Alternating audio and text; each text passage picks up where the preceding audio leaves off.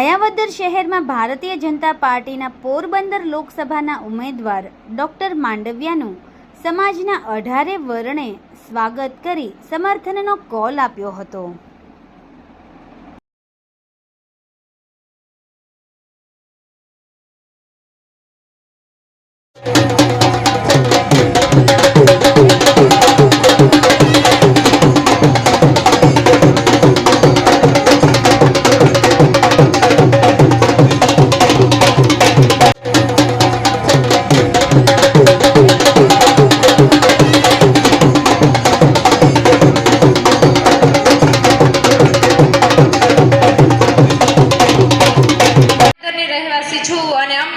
नरेंद्र मोदी साहेब ने दया थी रुपया 3.5 लाख की सहाय મળેલી છે, જેના લીધે અમારે પહેલા કાચા નડિયાવાળું મકાન હતું અને હવે પાકું સગવડવાળું મકાન થઈ ગયું છે અને એના સિવાય ખાતેના લાભ પણ મળે છે અને બીજું સિલાઈ મશીન, એમ્બ્રોઇડરી મશીન પણ અમને મળે છે।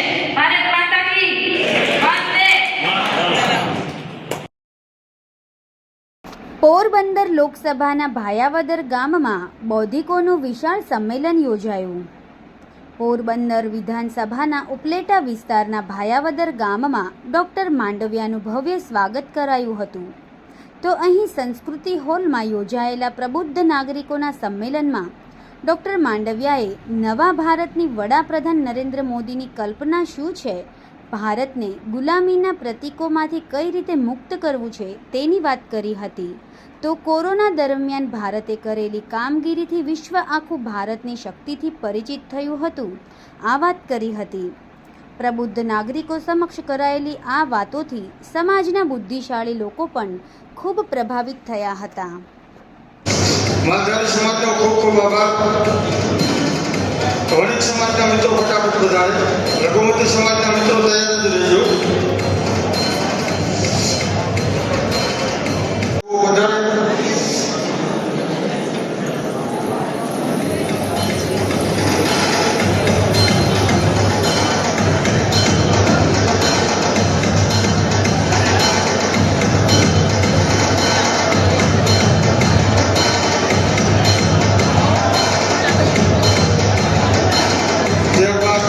ત્યારબાદ કોળી સમાજના મિત્રો પ્રમુખ અને તેમની ટીમ સાહેબનું સન્માન કરે। ત્યારબાદ માલધારી સમાજના મિત્રો તૈયાર થયા, બાવનજીભાઈ ખાંભલા અને તેમની ટીમ, બાવનજીભાઈ બરોત્રા, એ બધા મિત્રો તૈયાર રહે ફટાફટ। સમાજની અનુકૂળતા ન હોતી કોળી સમાજના મિત્રો, માલધારી સમાજના મિત્રો તૈયાર રહે। ખૂબ ખૂબ આભાર કોળી સમાજના મિત્રોનો।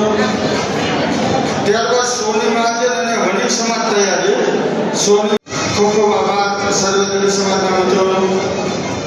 કોળી સમાજના તેઓ જલ્દી કરે થોડું વધારે અને સાહેબનું ફૂલહાર અને ફૂલહારથી સ્વાગત કરે દલિત સમાજના પ્રમુખ રમેશભાઈ લદ્દા અને તેમના મિત્રો।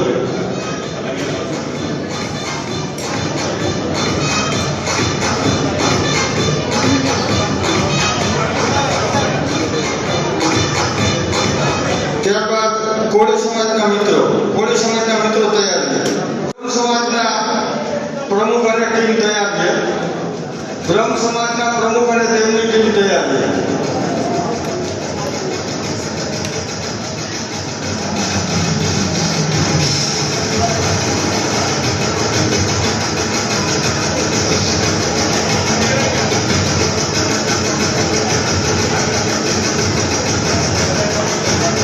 રોહાણા સમાજના સૌ પ્રમુખ સ્વાગત અને સન્માન કરે। ખૂબ ખૂબ આભાર। ત્યારબાદ બ્રહ્મ સમાજના લોકો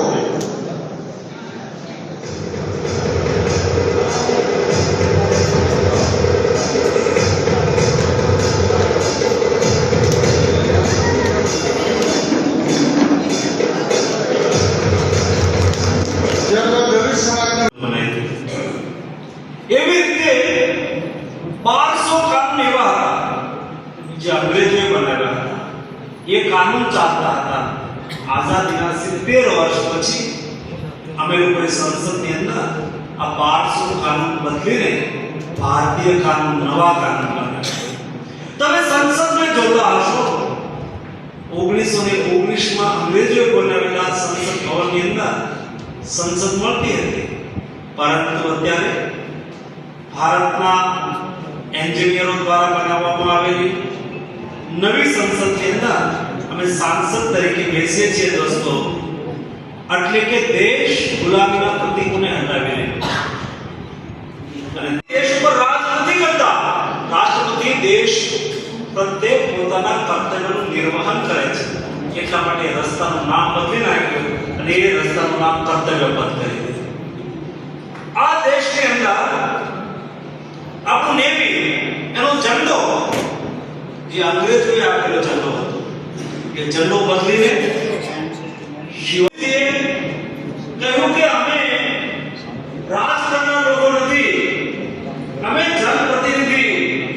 અમારું આ પરેડ રાજપથ ઉપર પરેડ થતી, એમાં દેશની શક્તિ, દેશના આયુધો એ રાષ્ટ્રપતિ ભવનની સામેના રસ્તા ઉપર પરેડ દ્વારા દેખાવ. સ્વતંત્રતા પછી આ દેશ આઝાદ થયો.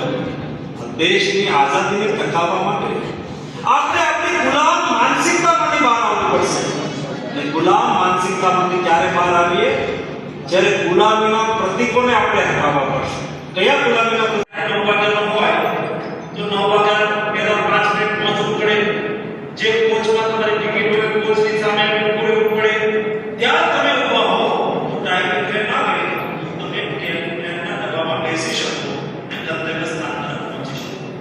1985 ના દશકની અંદર સન્માનીય રાજીવ ગાંધી દેશના પ્રધાનમંત્રી હતા. મોટીના દિવસે પ્રધાનમંત્રીજીએ રેડ ફોર્ટ લાલ કિલ્લા ઉપરથી ભાષણ કરતી વખતે કહ્યું કે મારે વિકસિત ભારત બનાવવું છે. આ વિકસિત ભારત બનાવવા માટે થઈને મોદીજીએ કહ્યું કે દેશની 140 કરોડની જનતાએ 5 પ્રણ લેવાના છે. 5 પ્રણના આધારે આપણે દેશને વિકસિત ભારત બનાવવો છે. પહેલું પ્રણ અમે વિકસિત ભારત બનાવીશું.